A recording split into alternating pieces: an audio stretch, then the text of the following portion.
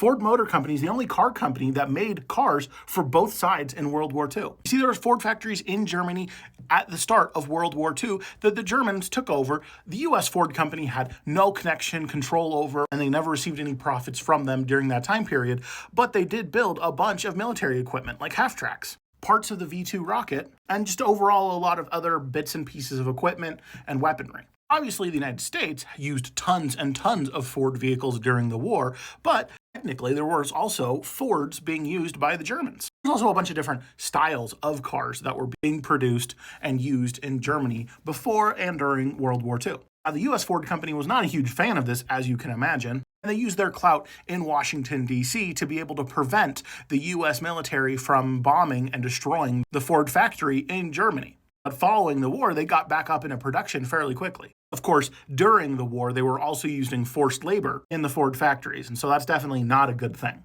But like I said, the US Ford Company had no control over it at the time, although they did actually end up paying some money as restitution later on in, I think, 2001, 2003, something like that.